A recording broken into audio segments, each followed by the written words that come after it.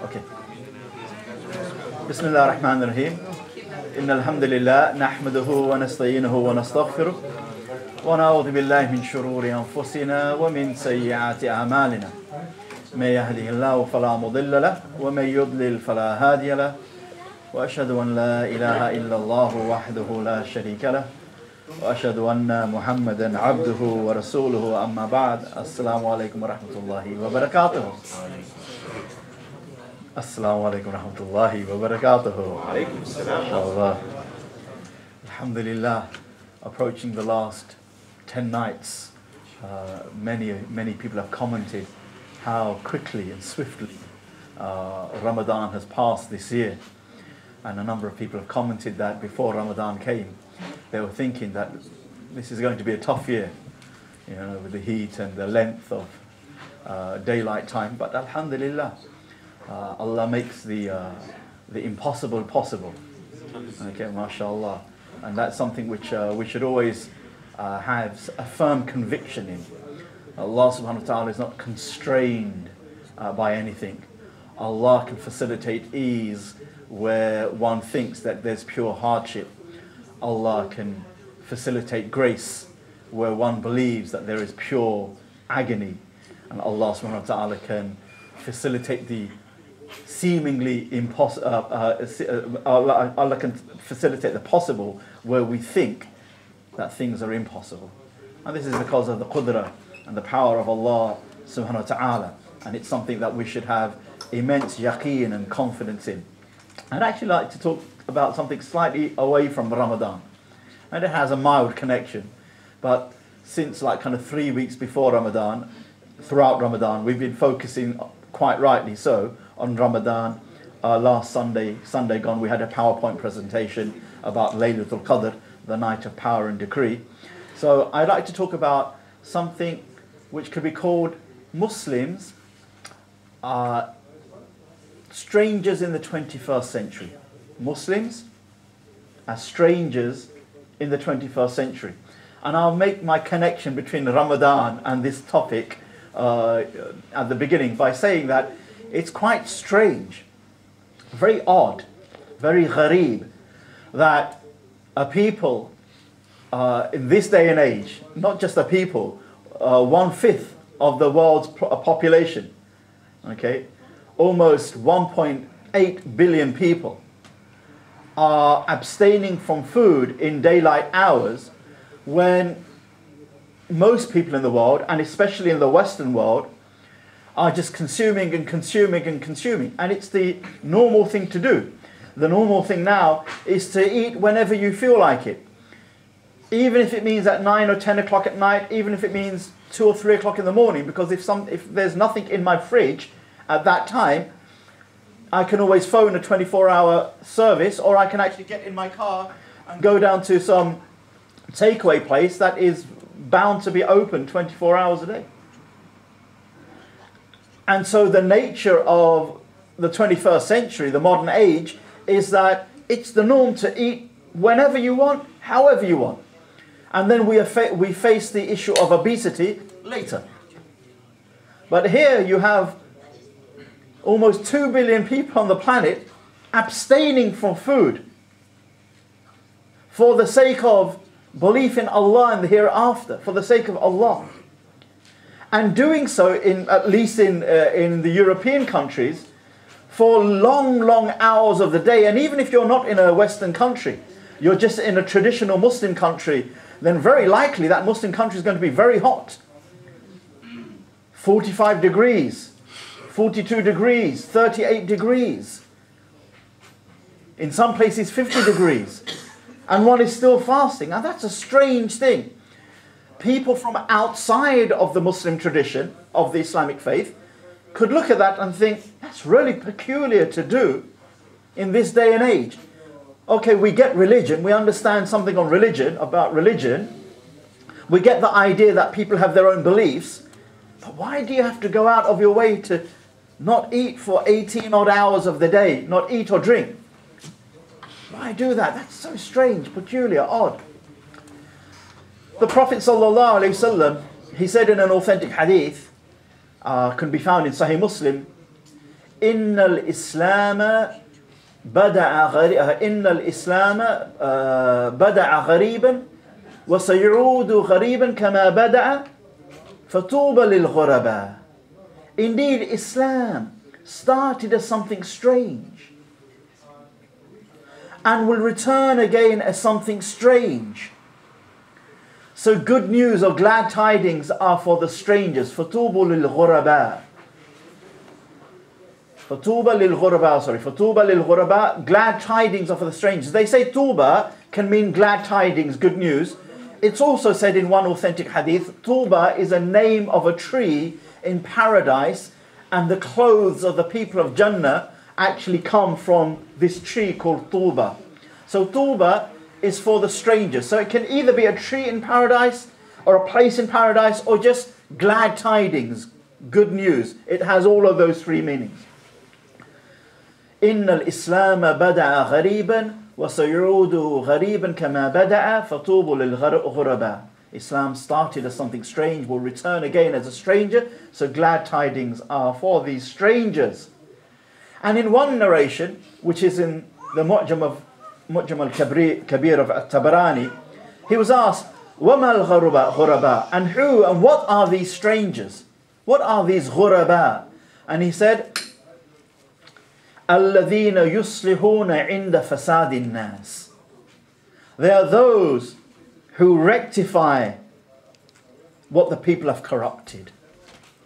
الَّذِينَ يُصْلِحُونَ عِنْدَ فَسَادِ النَّاسِ.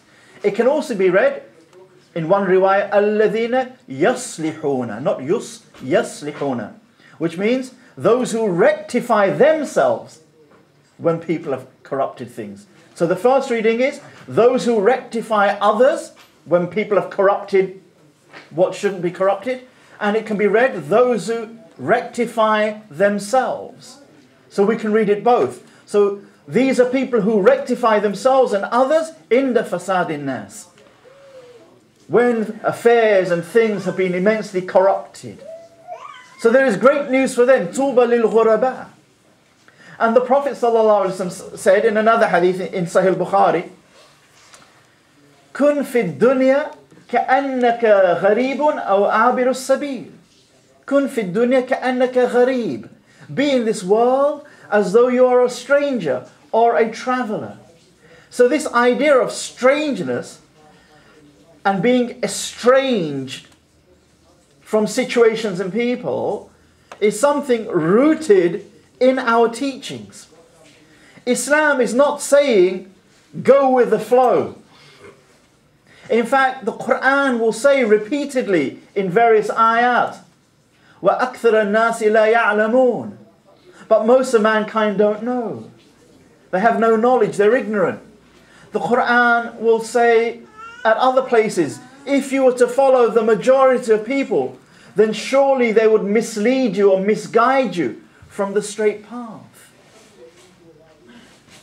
So Islam doesn't give great weight to majority views. There are some times where majority views and consensus counts absolutely. And especially majority views tend to count when it's less religious things and more worldly things. Like for example, if the masjid said, oh, let's just have a show of hands of what colour should we paint the masjid walls? Should we paint them black? And everyone put hands up who doesn't want it painted black. And 99% of us put our hands up. We don't want it painted black. Then it's a good idea for the masjid to listen to that great majority and not paint the walls black. Why? Because to please one or two people, it's not worth upsetting 99 people. But it doesn't matter, black or green or yellow or pink with red spots. It's not a halal or haram issue. So it's not as severe. But when it comes to deen, religion, then majority view has very little significance. It doesn't matter if all of us say today that, oh, actually, Eid is in the month of Rajab. Instead of Eid is at the end of Ramadan, in the beginning of Shawwal, or Eid is in Dhul Hijjah, in the month of Hajj, we say, oh, Eid is in Rajab.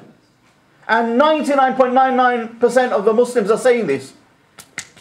Irrelevant. You don't give it the slightest bit of weight. it's pure misguidance, even if a billion people are saying it. Why? Because the haqq, the truth, is that which is found in the revelation, wahi. That it doesn't mean to say that Islam teaches Muslims to go out of their way to be strange. So tomorrow you step out your house, you know what I'll do is I'll just carry an elephant on my back. That will get people's attention. Islam is not talking about that type of strangeness. Islam is just saying that in the beginning, people didn't understand the reality of Allah. When the Prophet ﷺ was first sent to the people as a Nabi, as a Prophet, alayhi salatu wasalam, he encountered stiff opposition. Very few people wanted to know his message. Most people were comfortable with the status quo. Forget about the slaves. Okay, so they're having a hard time. But don't rock the boat. And then the rich were saying, don't even give slaves their right. Because if you give slaves their right, it kind of disempowers the rich a little bit. If you empower the poor, it's a way of disempowering the rich.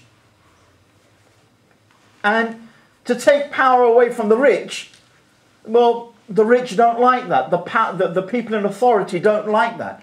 And that's why the people in authority, you'll find in the Quranic qasas, it's normally the people in authority that first oppose the messengers and the prophets, alayhimus salatu wassalam. Why? Because they tend to have the most to lose. It's the poor, the weak, the deprived, the vulnerable who tend to be the followers of the prophets because they have immediately they have more to gain. So Islam started as something strange. The Prophet ﷺ comes and he's saying, look, this kind of social practice of burying the daughters alive, it's got to stop, it's wrong. And it did resonate in some people's hearts and they accepted. And there are other people who, they knew that he was saying something right, but how can you go against the culture? How can you go against the norm? But there came a time, Fatu Makkah, less than 20 years later, where nearly all of the Arabian Peninsula, the Jaziratul Arab, had identified with the Prophet's message, sallallahu alayhi wa sallam. The outerlying tribes of Makkah, some of the people of Bahrain, Medina, Ta'if, all initially who were in opposition, then became Muslims. But the Prophet ﷺ said, "Inna al-Islam bada'a gharib." It started as something strange. وَسَيُعُودُ غَرِيبًا كَمَا بَدَأَ. And it will return once again to being something strange, because what will happen, the reality of Allah and faith in Allah and tawheed in God and belief in the hereafter and living according to a way of life that is revealed from Allah as opposed to following our own whims and desires, that type of life will become strange. And in the history of Europe, and in particular the history of the UK, of Britain, the strangeness began to set in round about the 13th century. It began to be set in then. What do I mean by that? In the 13th century and backwards, the Common Era, if you came to this country, this was a godly country. I don't mean this was a country of Iman, because they were Christians, and Christians are kuffar, are non-Muslims. But they were godly in the sense that whatever they believed about Allah, God, they would try to make their life revolve around the Christian teachings. Now, forget about right or wrong, but they were making their life revolve not around their desires, around religion. And then a movement started in the late 1300s, started in Sicily, and it made its way to the main continent of Europe, eventually making its way over here. And it was called, later we called it the Renaissance. The period of reviving Europe's dark ages in terms of science, philosophy, technology, thinking. There was a revival. And one of the reasons why they're able to make this revival is because Europe, particularly Sicily and Spain, came in contact with the Muslims. And the Muslims had already taken science, art and technology to another level in their times, in their ages. Just as before the Muslims, the Persians and the Indians took science to another level. And before them, just as the Greeks took science and maths to another level. And before them, just as the Chinese in their time and their great civilization took science to another level. What I'm trying to say is, it's not a unique thing with these Muslims. Okay? Sometimes they say, oh, mashallah. No, it's not. It's mashallah, but Allah has allowed many civilizations to do this. Mashallah, it's a good thing. And today the ball has been passed to North America and Western Europe, largely. You can't exclude Japan.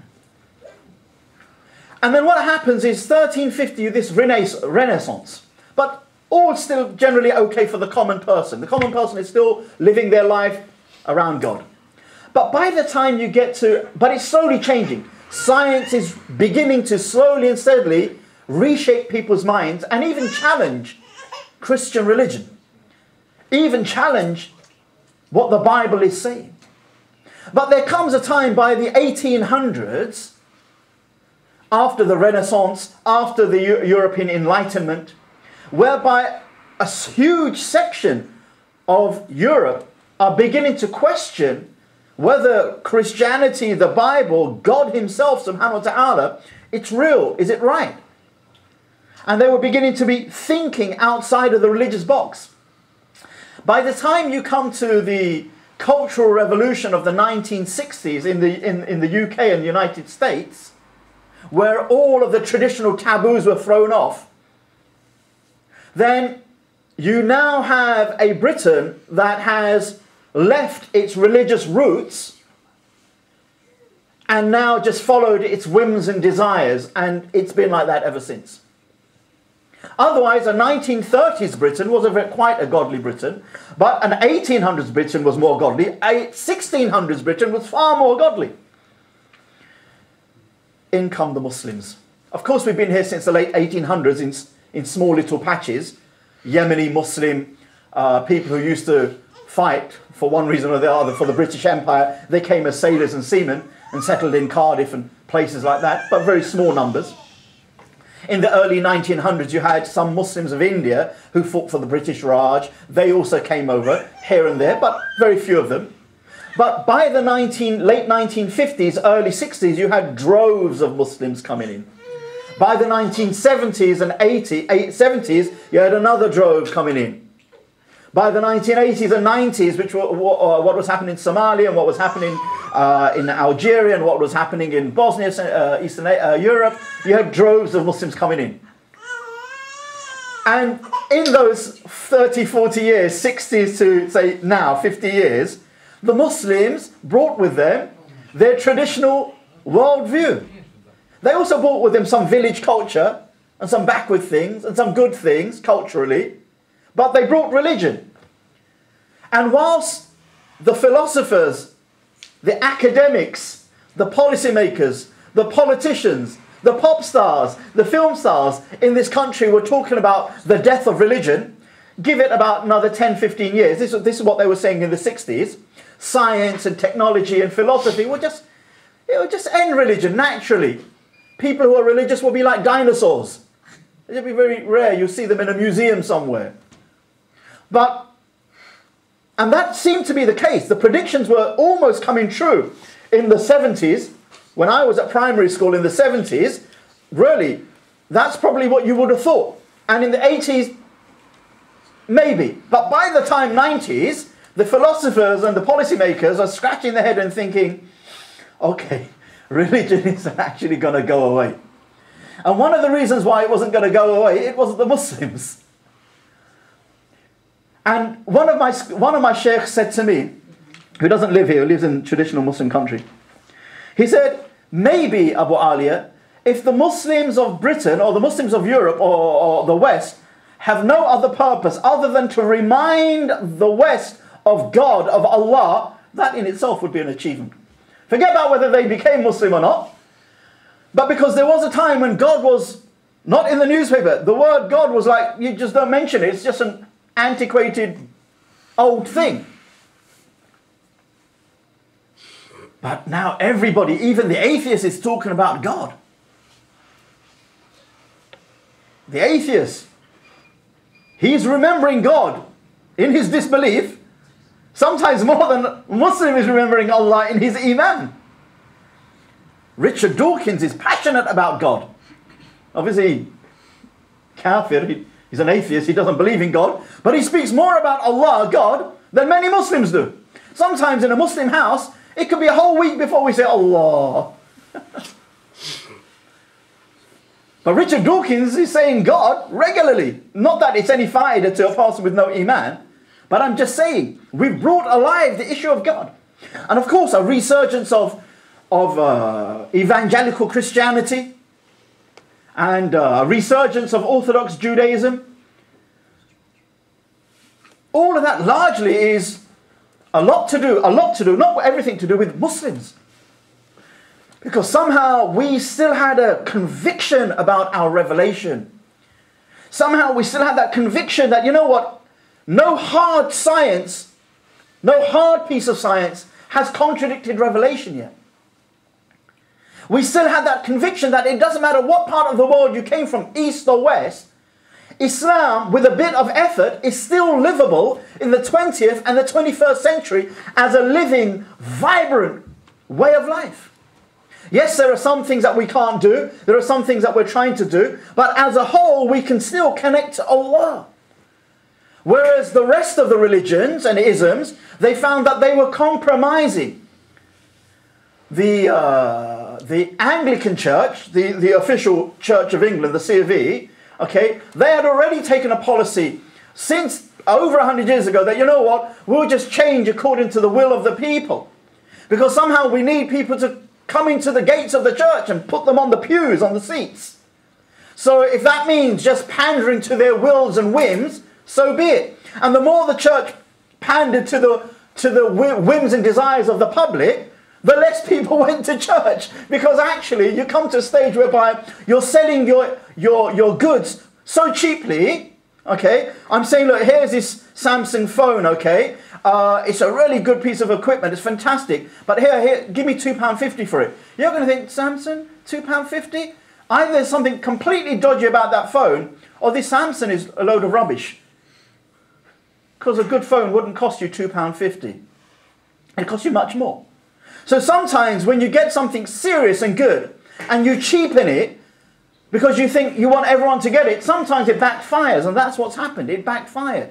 More people left because the church can't have anything special if they're selling their goods for so cheaply. As opposed to the general Muslim view, the view of the ulama and the awliya, which is, it's true that we need to bring religion to as many people as possible. But you never take the truth from the center and bring it to the fringe. Everybody else is on the fringe. You don't say, okay, let's take religion, Iman, from the center and we take it right over the fringe. Rather, you call the people so that religion remains intact. You don't say, okay, subhanAllah, people like, they like Pop Idol and they like Britain's Got Talent and they like this and that. So let's just have a little bit of drum and bass and guitar in the masjid. We'll get the youths in that way. Just before Abu Ali does a talk, we'll have a nice little jammy sing-song. And some people who don't come to the masjid, they will come. And it's true, some people who don't come to the masjid will come to the masjid. You might even get non-Muslims coming to the masjid. Say, well, why do you have to go all the way to one of those festivals in Farmerland when you can come to South Woodford and we could be jamming away? But that's hardly what Allah wants of the truth. That the truth becomes panders to the will of people.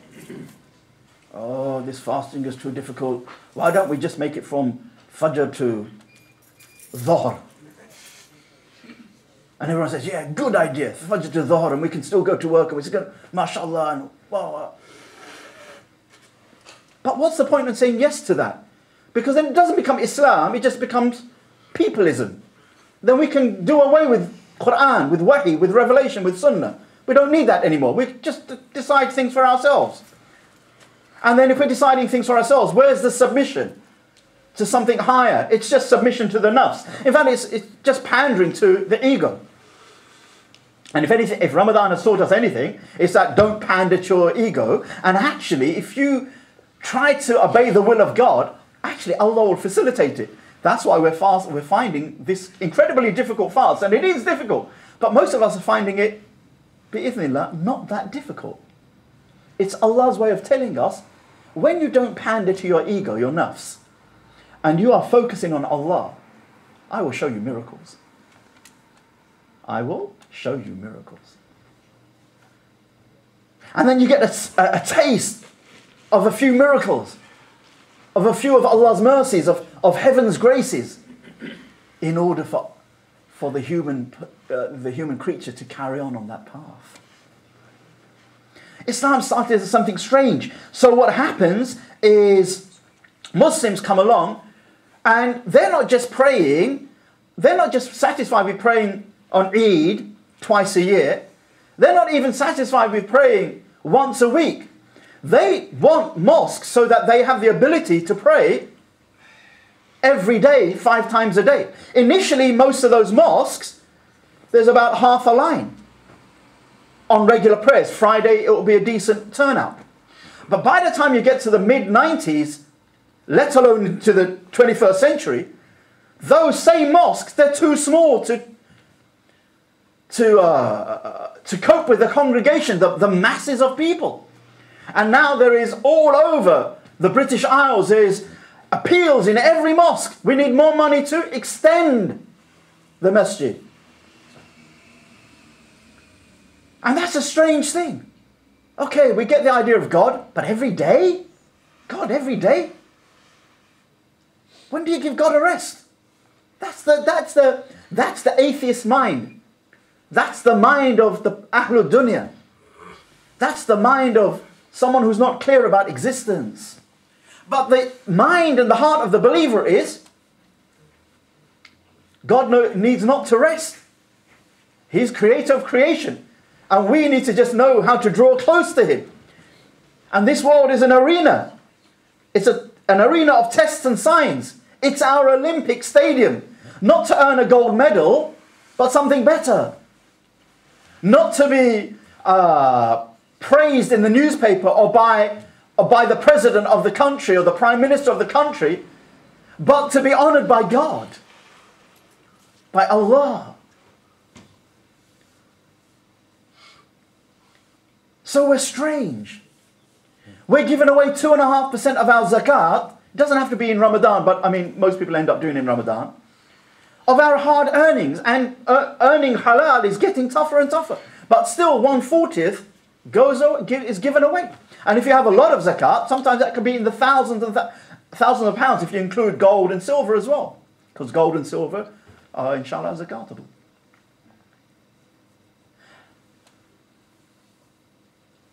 And we're having this life of actually, even though the whole world now is a riba-based system, an interest-based system, where the banks are the kings, and actually bankers, even if they do something wrong, hardly ever get penalized.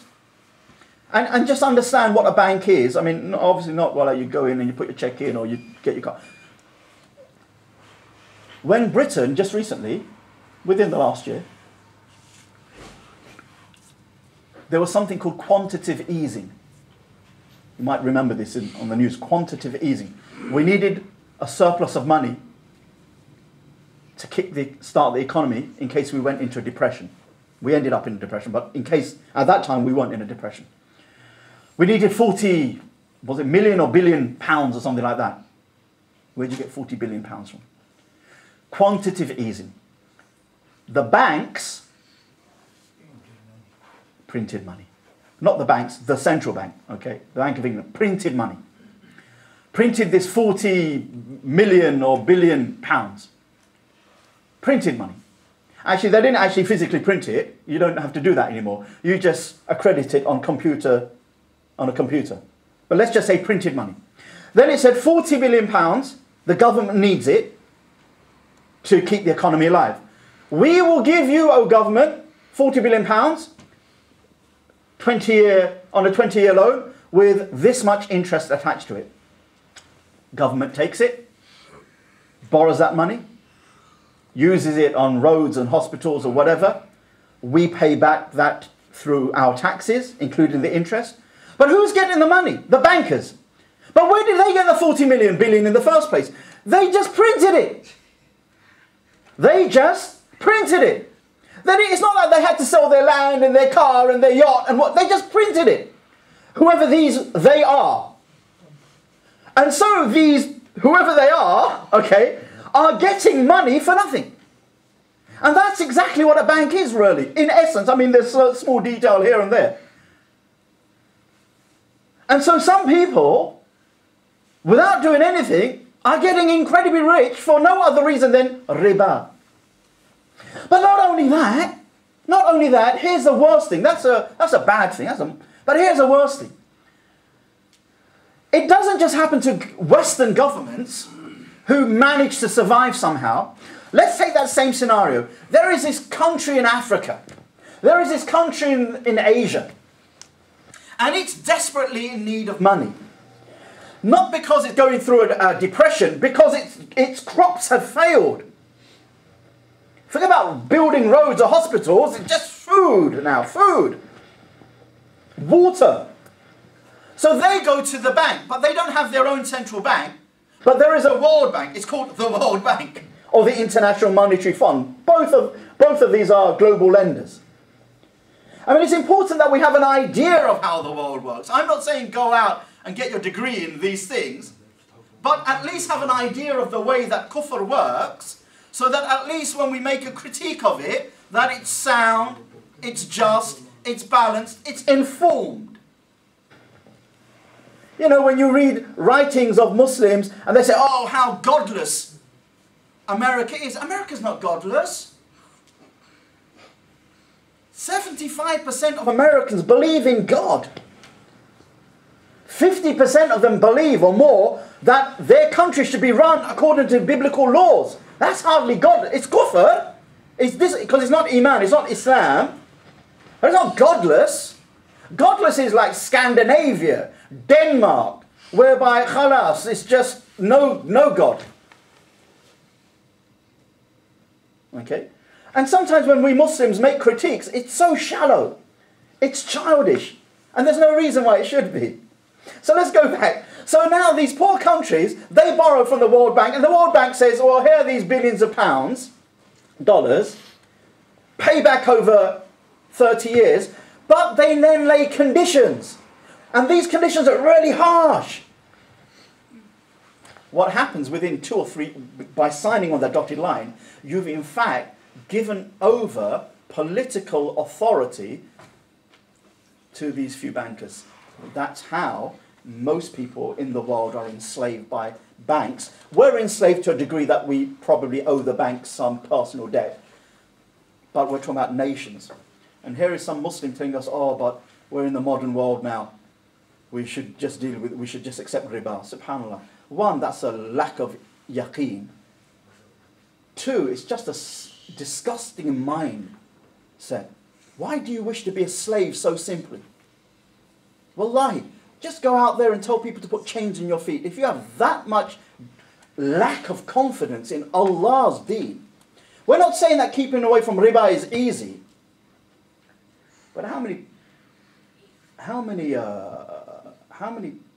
punishments are there in Islam where Allah declares Allah and His Messenger will make war on the dealers of riba?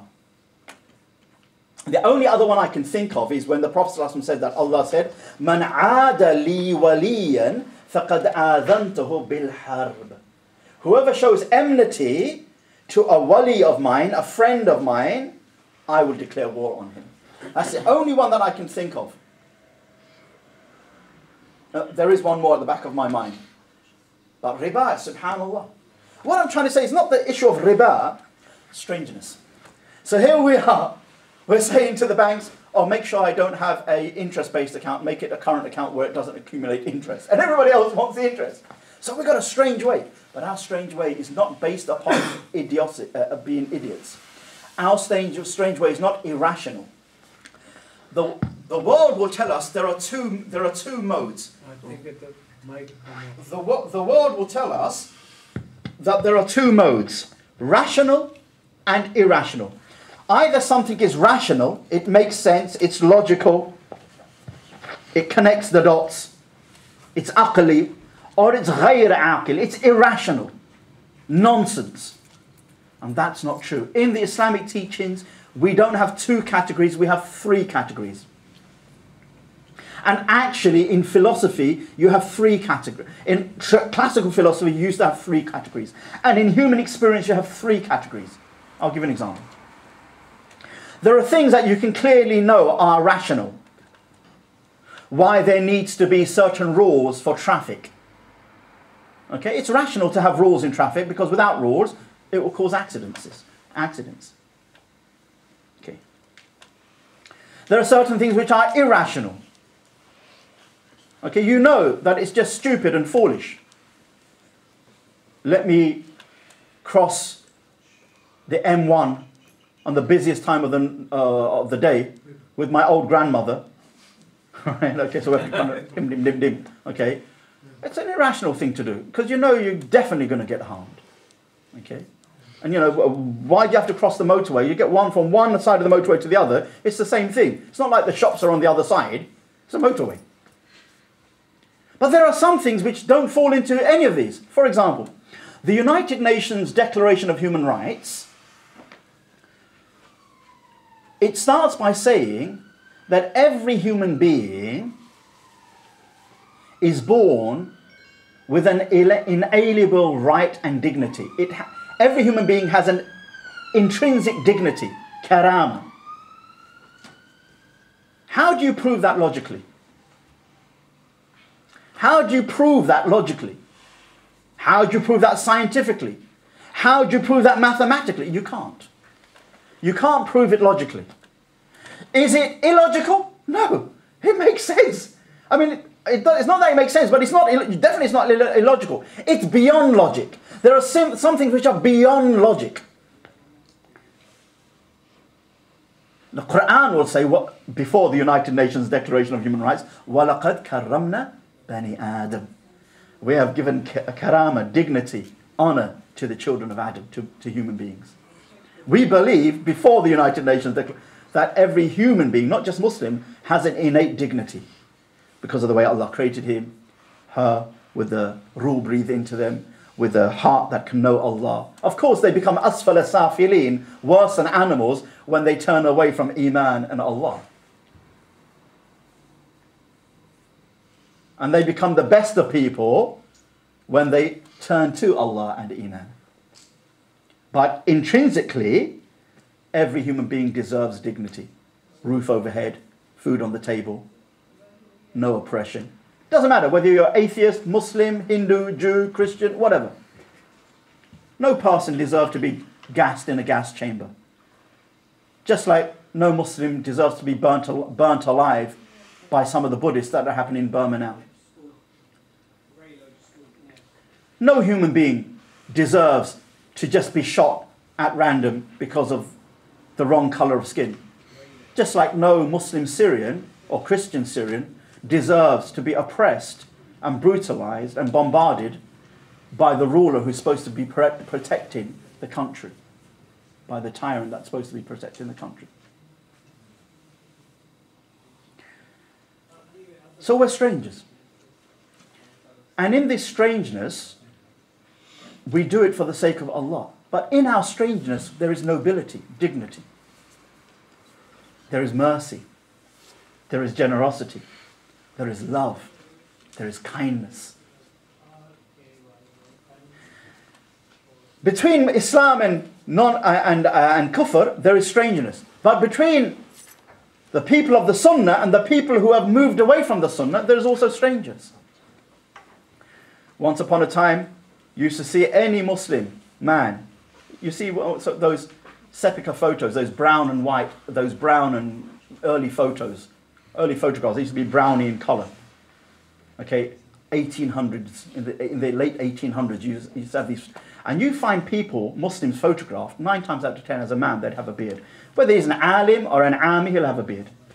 the way of the Muslims. It's the way of the Anbiya and the Rusul.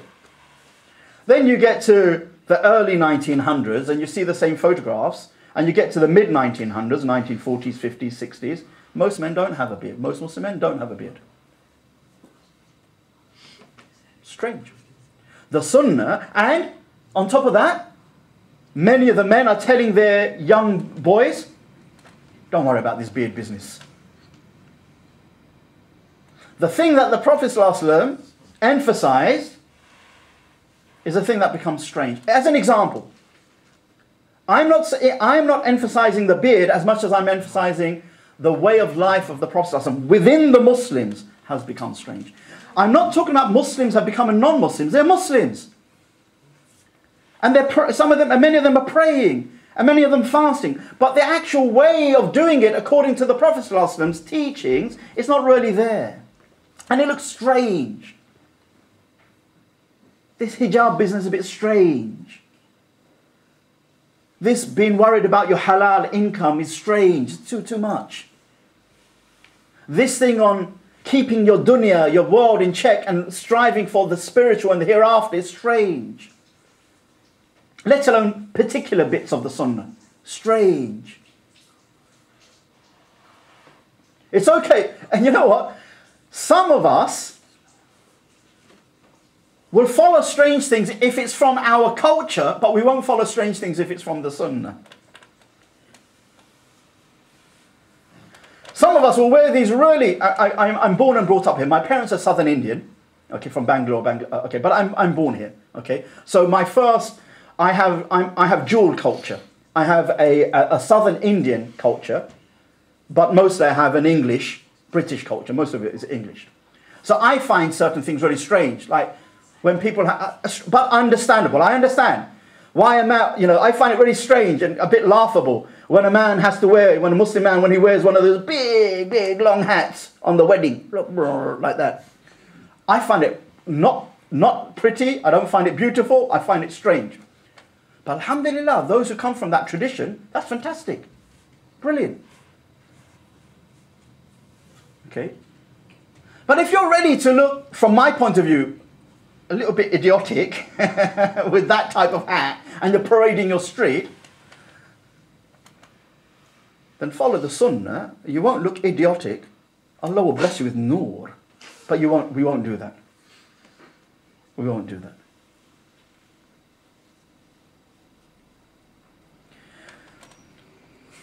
The final strangeness I want to talk about, Islam kufr, strangers. The people trying to follow the Sunnah and the Muslims who have just kind of forgotten about most of the Sunnah, strange. But there is another one. Those who worship Allah so that they eventually can be accepted by Allah and to live in His presence in Jannah. They're more interested in, mashallah, there's some beautiful rivers of milk and honey in paradise. That's worth having. There are nice hurul ayn. From a man's point of view, they're definitely worth having. There are palaces of bricks of gold and silver, definitely worth having. Everything, definitely worth having.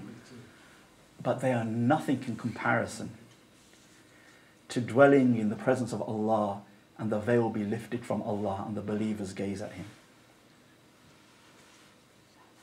There are some people who are trying to worship Allah, as the Prophet said, "An ta'budullah ka'annaka tara," to worship Allah as though you see Him, in the hadith in Sahih Bukhari and Sahih Muslim.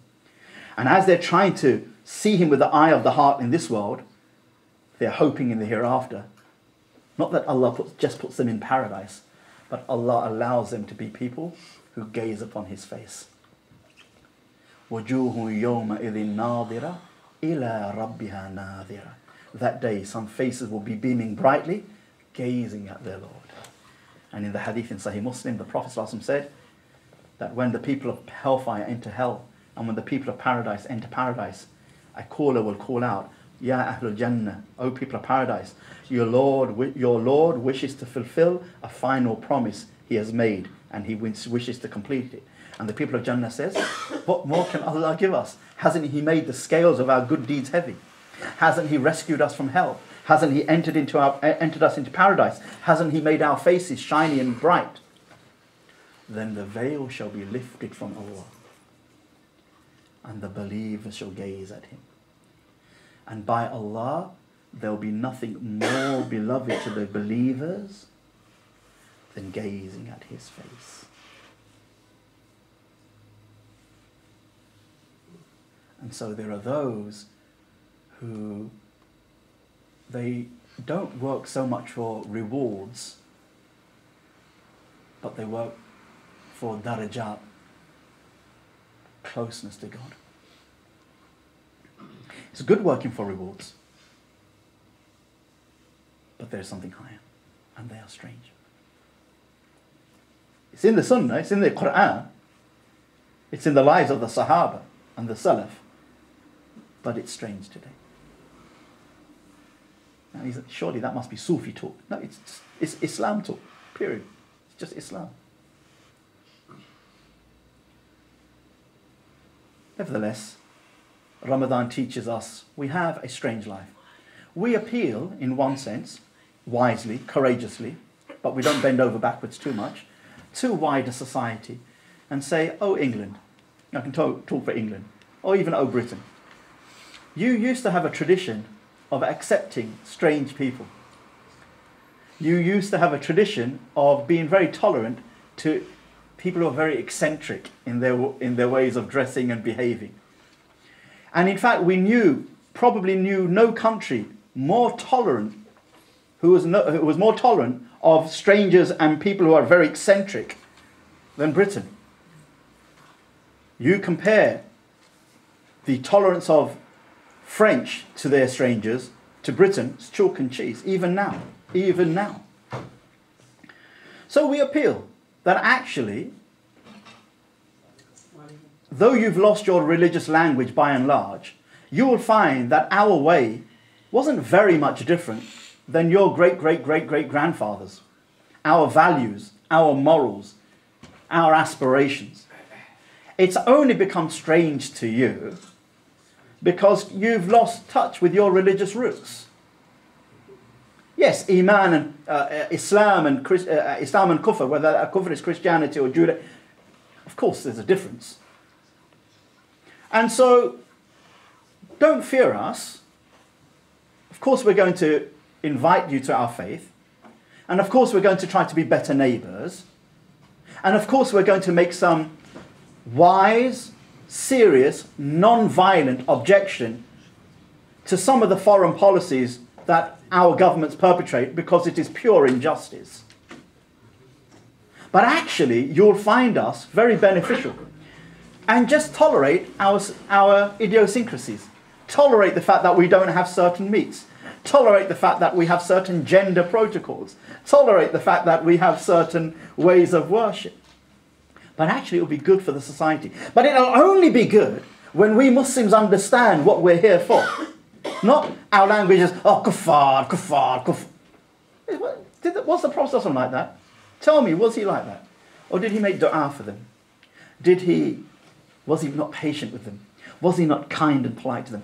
Don't make the mistake. I am not talking about bending over backwards and compromising our faith. We'll leave the liberal Muslims to do that. And I'm not talking about kuffar and all violence. We'll leave the ghulat, the extremists amongst the Muslims, to do that. We won't leave them, but they're doing it. I'm talking about having an izzah, a dignity, that actually I don't have to apologize to you or to anyone else about following the sunnah of the Prophet because he is khayru khalqillah. Is he not? He's not the best of creation.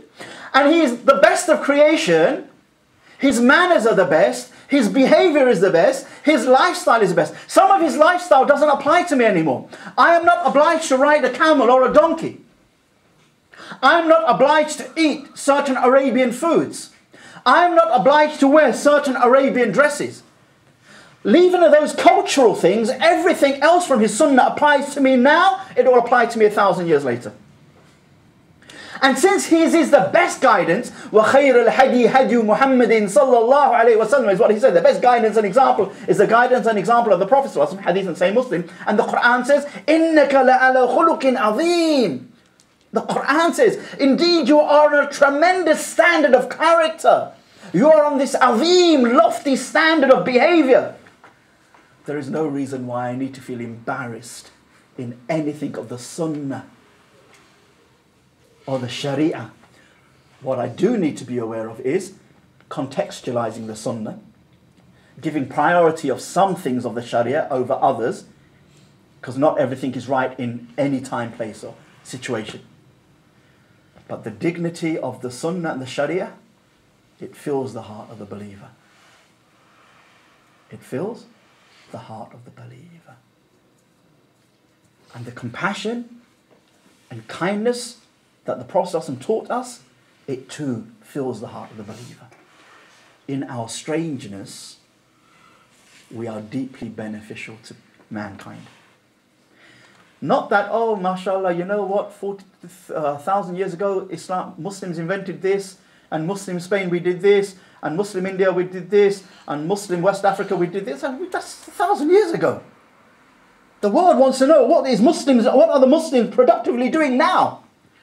We're parking our cars in places we shouldn't even be parking. Some small thing like that. I'm not talking about necessarily this issue. Come Taraweeh, you always get neighbours in our area complaining, why is this strange car parked in my drive, outside my drive?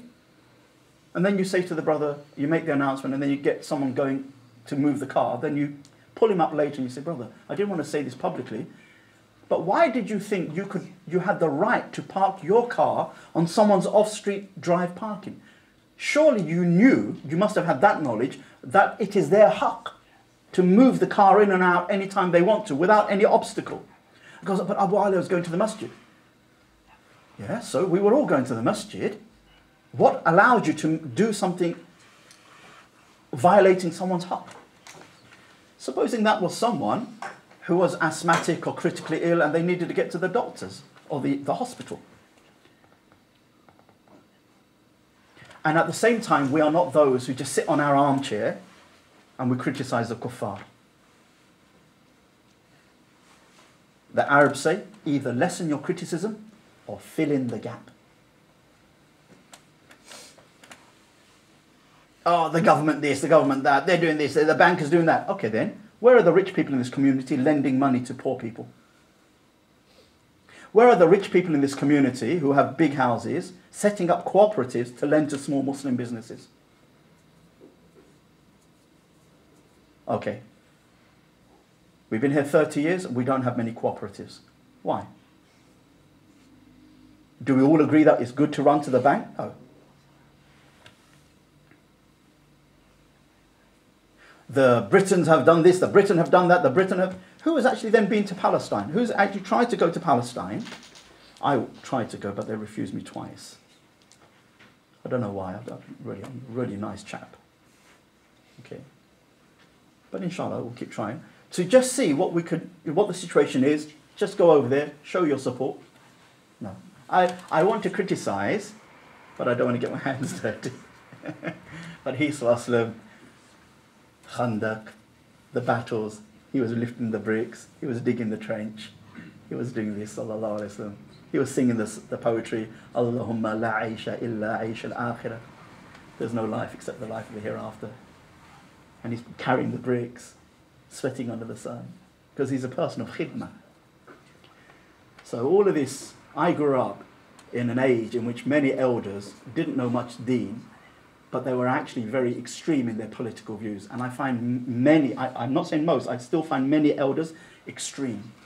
Why? Because they don't have enough Sharia knowledge. They still have a black and white way of looking at the world. And they don't have justice. And without justice and knowledge, there will be dhulm and jahl.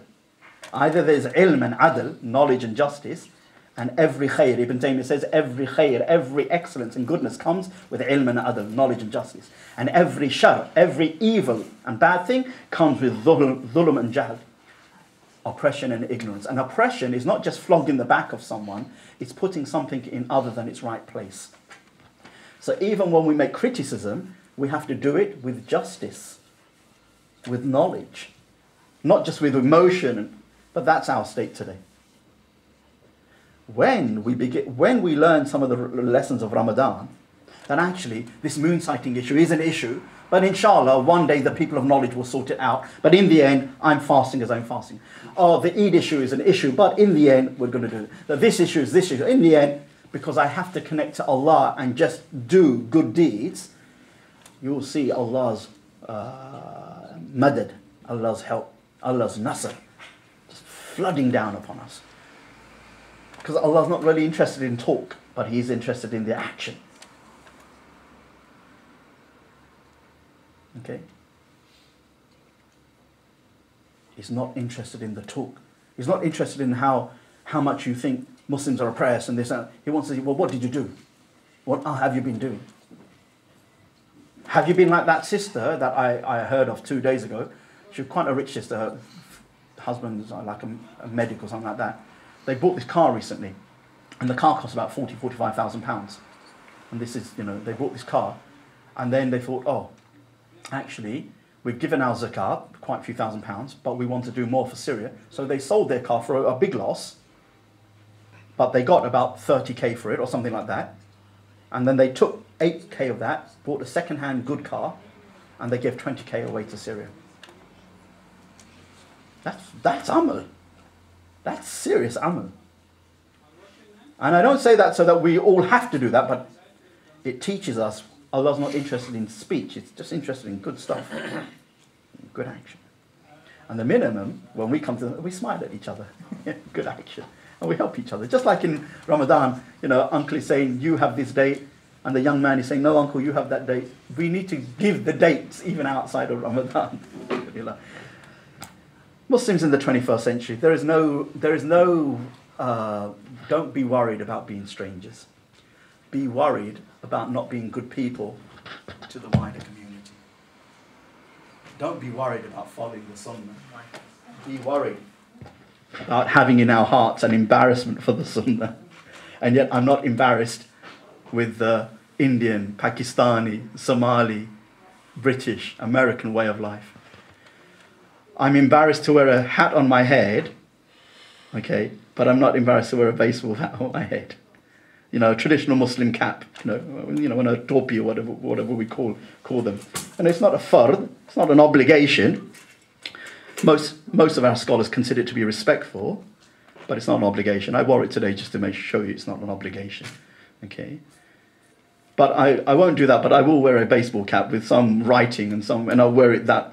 Don't do that. If you're ready to look as cheap with that, I know the baseball cap has an advantage that it can stop the sun because of that extra slidey bit or whatever you call it. But other than that, and since the sun doesn't come out in Britain anyway, much. Depend on your tension, isn't it? Yeah, no, it's no doubt. I'm not saying it's haram. I'm saying... In Saudi, yeah, it's very good. People got eyes problem. Yeah, then it's very good. Wearing it. Yeah. And this reason. Yeah. Then it's no problem. But then got other reason. Very true, uncle. Uncle is right. It's a different thing. True, but if you're in somewhere like Saudi, you might find that the ghutra, the Saudi scarf, might even do the job better, because it will also protect the heat from your neck and your ears, and it will allow the breeze to circulate, okay? But you're right. But all I'm saying is, I'm embarrassed. I'm talking about a person who's embarrassed to follow the sunnah on some point. For example, myself, when I was 12, and I used to live in the flats in Leytonstone, okay, I used to dread Eid. Not I used to dread the Eid because we'd get money and good food. No, I used to look forward to that like any child. I used to dread Eid prayer, not the prayer itself, because my dad will always insist that I wear a sherwani or a shalwar khamis kind of thing. And I was brought, and the rest of the years I can dress how I want. And my friends who are going to school at 8 o'clock in the morning to get to 8:30, to get to school for 8:45, and I'm leaving for the prayer at that time, I'm a bit embarrassed they're going to see me in this, in the 1970s, and you're the only. There are 2 Asians on this housing estate. There's 1 black family, and everybody else is, white, Caucasian. You have a kind of inferiority complex. I'm thinking, So what I would do is I'd have my ghusl at around about 6 o'clock, full bath. I'd get my dad's keys, and I'd say, Abba, I'll wait in the car. And Abba will say, my father will say, but son, it's 7 o'clock. We're not leaving until another 40, 45 minutes. But the reason why is I could get in the car, then I could just hide at the bottom of the car like this. All my friends will be going by. They won't see me, so that when my dad will come, I'm ready there. Now, that's a shalwar khamis, so that's not a problem this way or that way. But there are some of us who have the same embarrassment with the Prophet's sunnah. So I'm talking about those type of people. How can I be embarrassed with the Prophet's sunnah, but I'm not embarrassed with some cultural part? That's all I'm saying. Especially when Allah didn't say that the Prophet is good and okay in character. He said he's the best. His is the best guidance. The guidance is not just the way we dress, but the way we behave as well. I give you the example. Yeah. You talk about the sunnah, and the sunnah is important. Prophet sallallahu alaihi wasallam guide us Friday. When you come to fast row, your reward has a goal out there. Very big.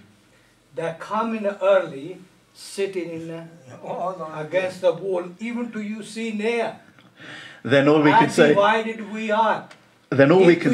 If we all sit together, have big unity, we look. Absolutely. And if somebody come and walk into this masjid, mashallah, everybody sit together. Yeah. Look, they have much love to each other.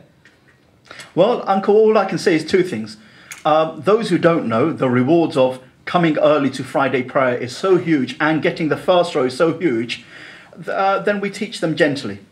We teach them, and secondly, if they know, we even to teach them gently here, we tell them sunnat hadith, we tell them what Prophet sallallahu alaihi wasallam has the reward. Your first person walk into masjid, have big reward, he's getting. The last person have small reward he's getting. Don't worry about it too much, in the sense that keep telling them nicely, and one day it will work. And what we can do to help the progress is that when we give out food, we give them little food. We give them a little bit of date and a little bit of samosa. And if they say, how comes? They say, oh, we thought you didn't like big rewards. That's why you sit at the back. But if you like big rewards, then more than the samosa and the date, you come forward. Very nicely, inshallah. What I'm trying to say is, if the Prophet ﷺ could spend 23 years with the people teaching and reteaching and reteaching and re-emphasizing, we can spend a few months and hours and days and years telling them the same thing. Let's not have any rancor in our hearts over this. Let's just encourage. And just like children, adults are a bit same. Everyone flowers at different times. Everyone flowers at different times. There's a person in my area who, he knew the rules of selling pork and haram meat and whatever, but for some reason in his life he worked for a pizza company, his own franchise thing, and he was bringing in thousands of pounds a week because he had about 5, 6, 7 of them. And he was told by so many good, nice people, and he accepted that. I know I'm not allowed to sell pork on my pizzas and whatever, but he would still. And he's bringing in thousands of pounds. Sometimes he would bring in about £10,000 in a week, he would say, because of all of the shops that he had back in the 90s. Then one day, just khalas, Allah just gave him a fat, an opening. And Allah just made it in his heart that, how can I be living on this haram thing? And he sold his whole business. And now, he'll be lucky to make £1,000 in 2 or 3 months. Think about a week. £10,000 in a week. He's struggling to make £1,000 even in 2 or 3 months. But he's content. His connection with Allah. So it happens. We just have to keep reminding nicely. Sometimes it helps to, just jog them. That's the nature. Allah tells us so much. Fattaqullah, fattaqullah. Not once, not twice, hundreds of times. Because the believer, he forgets. Insan forgets. And he just needs to be reminded. Wahi, Quran is dhikr. Dhikr is reminder. Insan is man because of nisyan. Insan, nisyan, because man forgets. And Quran is dhikr. Allah reminds. So we remind. And one of my other things, you mentioned earlier on riba. As we can get away with the riba, when you breathe in is a riba. Because the accountant make the account working in your bank, everywhere I get pension, it comes from the riba. Mm-hmm. And the national contribution you pay riba. Early on, that come from riba. Mm-hmm. We not save any angle whatsoever. Absolutely. And Uncle is right. Hardly anything, any money that we get Even in our pension or our national contributions, none of it is saved from riba in one way or the other. Riba touches everything. And the Prophet ﷺ informs us in an authentic hadith that there will come a time when the winds of riba will touch everything. However, just like the Prophet ﷺ trading in Medina with Al-Yahud, and Al-Yahud, the Jews in Medina, the Jews of Medina, they didn't trade in riba in Medina because the Prophet ﷺ didn't allow that. But these people would go to Taif and they would go to other parts of the peninsula and they would trade in riba and they'd bring their goods back and they would sell them in the markets of Medina. And the Prophet ﷺ would still buy and sell with them, because what counts is my transaction with that individual, is that halal according to the Sharia. Forget about where it came from, as long as it wasn't stolen from someone. But anything wrong you've done, it doesn't affect my transaction with you. So my pension, which has been saving up for all these 20, 30 years, and it goes into a kitty of the company, and the company are investing it in a bank, and the bank is lending it out in riba and accumulating riba, okay, then as long as I don't get the riba directly and I just get what is due to me for my pension, then I am not responsible for how they invested. But if I start a business, I can't do that because I am fully in control of that.